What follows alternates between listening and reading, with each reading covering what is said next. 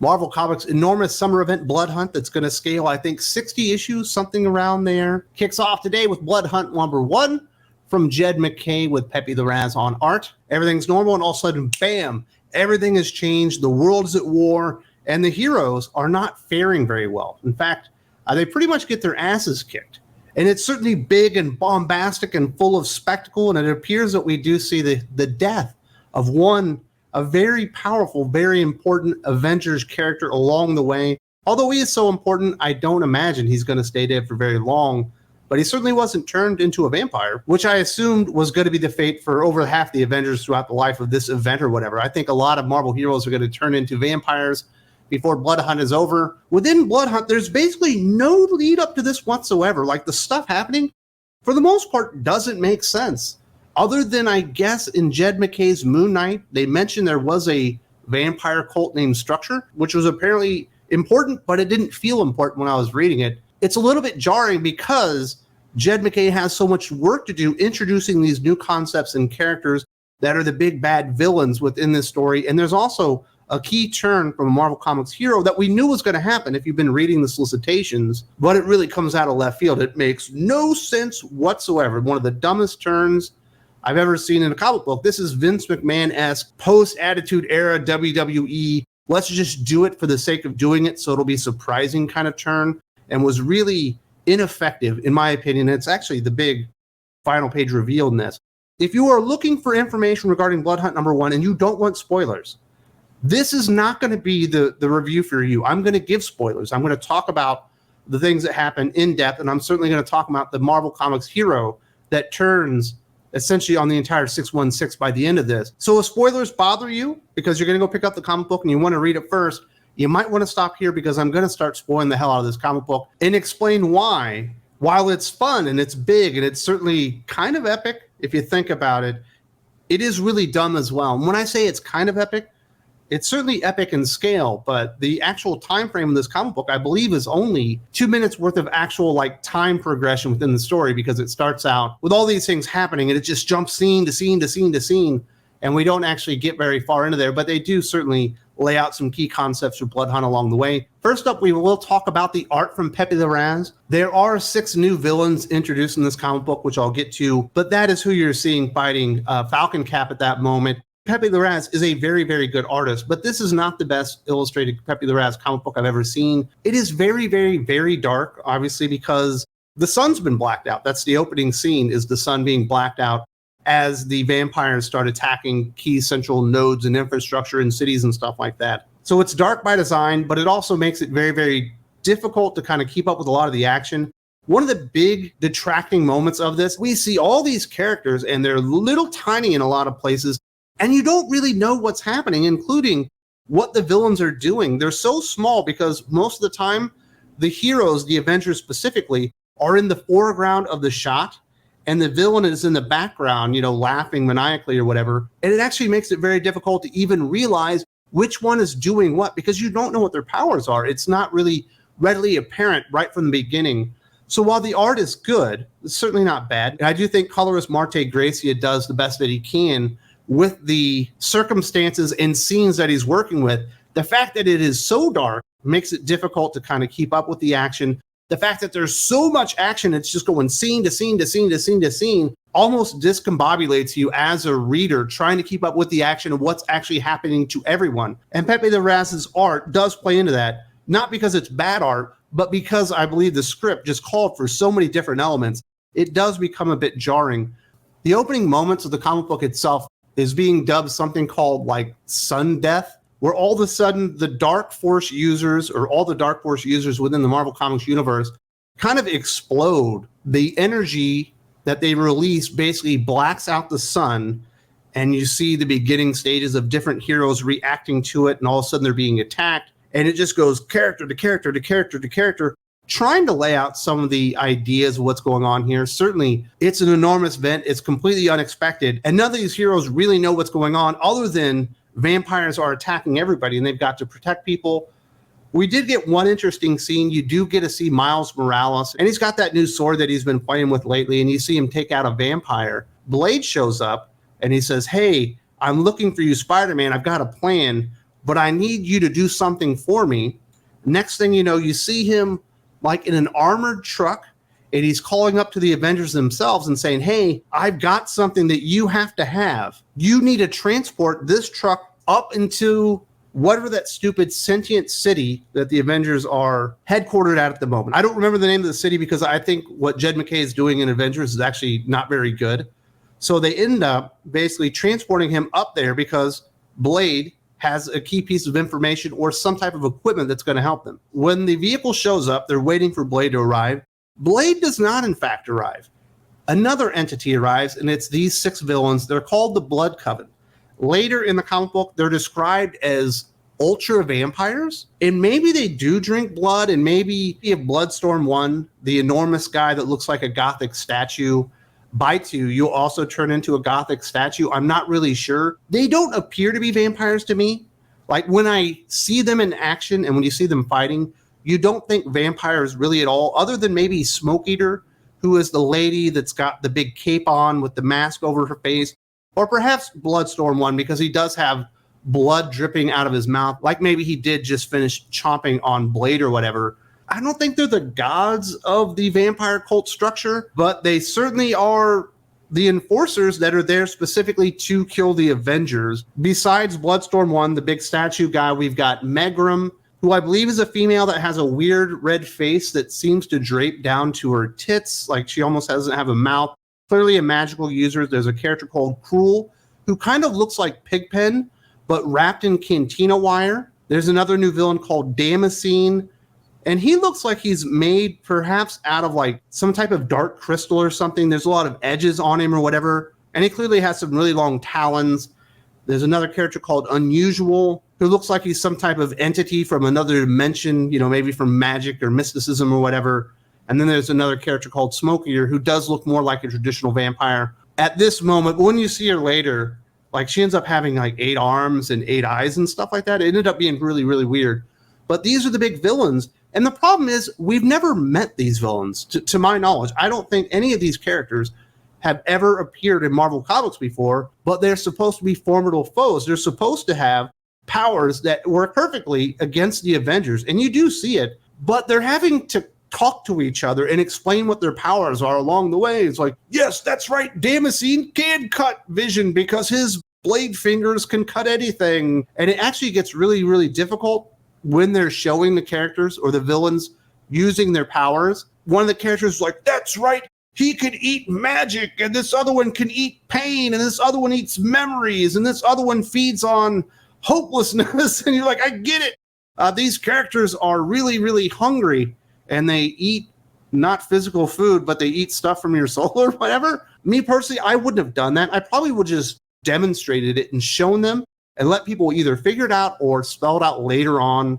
in smaller scenes where you don't have the entire Avengers team essentially getting clobbered, because they do not fare well. In fact, like I said, one of the key members of the Avengers by the end of this definitely appears dead. So it doesn't look like Thor is actually going to become a vampire. Like he literally takes, I think it's like a stake through the head, but all the other Avengers essentially get smoked. Even Scarlet Witch, because that magical user feeds on magic, it is like consuming her. She's like, oh, I'm using all the best magic potions I have, and I'm going to use your soul when I need it later. And basically renders Scarlet Witch completely impotent in the fight. Vision gets dispatched very, very easily. There is a weird moment where they're talking about Captain America. The Blood Coven specifically mentions, you're Captain America. You're a symbol of hope for people. We can't kill you because we're going to use you as a symbol of hope, like against the world or whatever, because vampires are essentially out and about in mass, eating people and turning them all over the world. Apparently, they want maybe a vampire version of Captain America, bring the people together after they've been turned, or maybe willingly be turned. But it doesn't really make sense for vampires to take over the world, because once you've eaten everybody or turned everybody, there's nothing left to consume. Like, we are their food source, you know, if you think about vampires or whatever. And it was just really, really weird. Why would vampires give a flying fuck about the Captain America symbol and what he means to humans? If anything, you want to snuff him out so they wouldn't ever have hope. So I thought that was really weird that they wanted to use him. We do see a moment where T'Challa, who's absolutely been messed up in this particular story, tries to call out to the city and command it to do something to actually aid the Avengers because the city is sentient.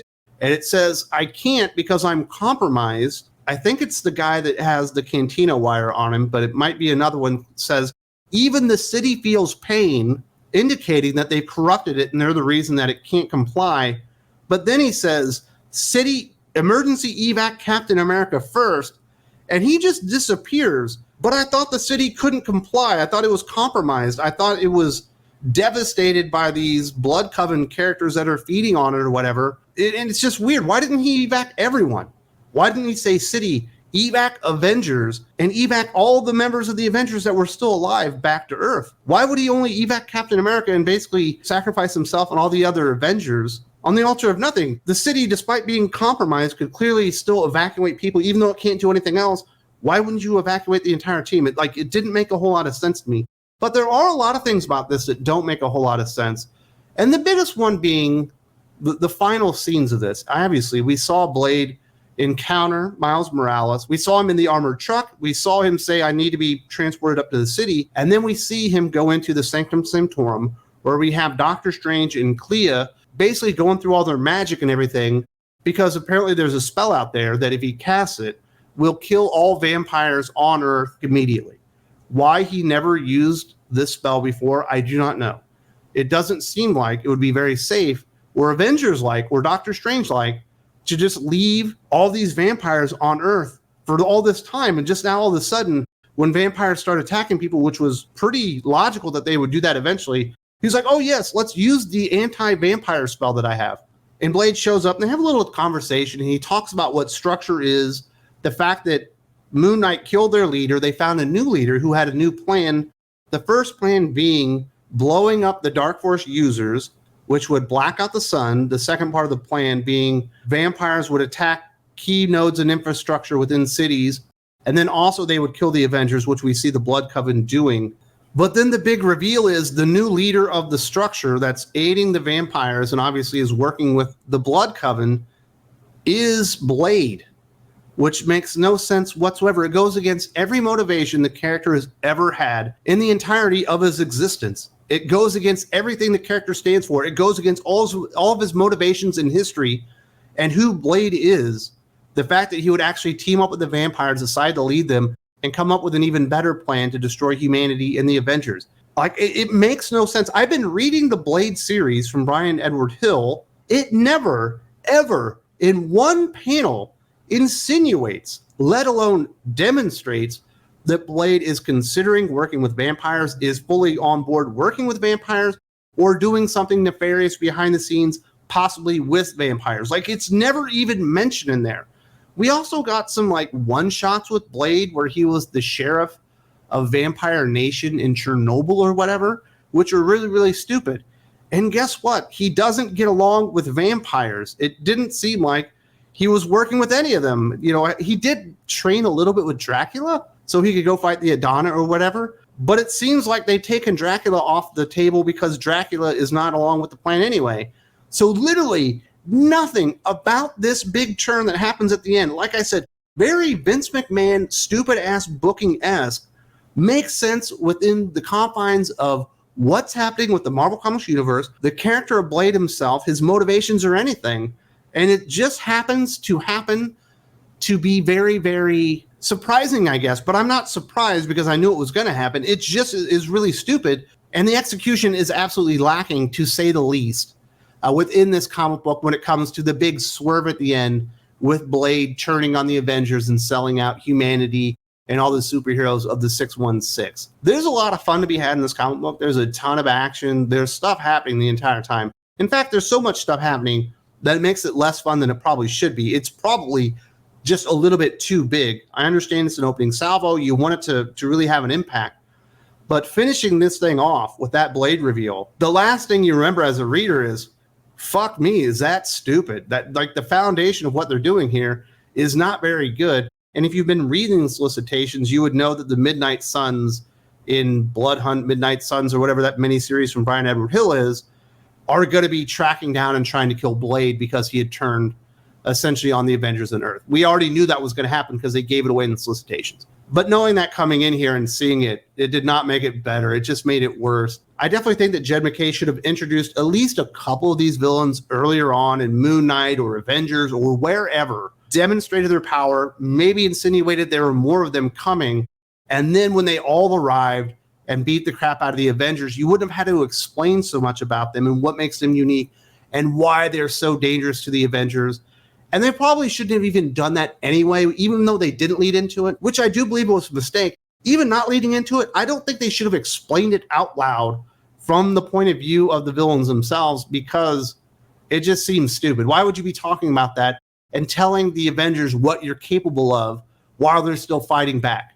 Certainly they were getting their asses beat, but it wasn't gloating. It was just expository moments to let you know what the villains were even doing. So while I don't think this is really, really good, like Action Comics 1064, House of Brainiac, Kickoff, which I thought was great, I think this is perfectly fine.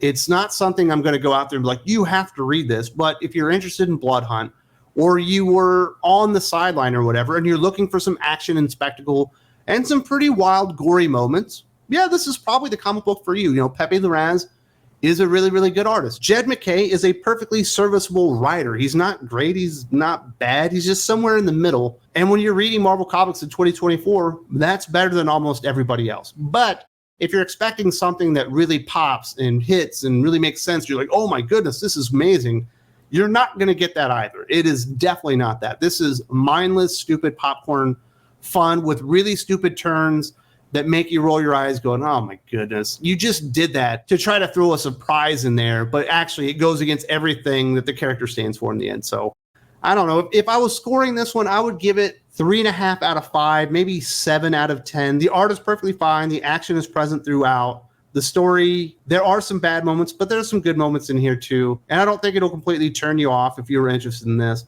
Do I think you should go out there and read and buy all 59 issues or 60 issues of Bloodhunt with the tie-ins and one-shots and all that stuff?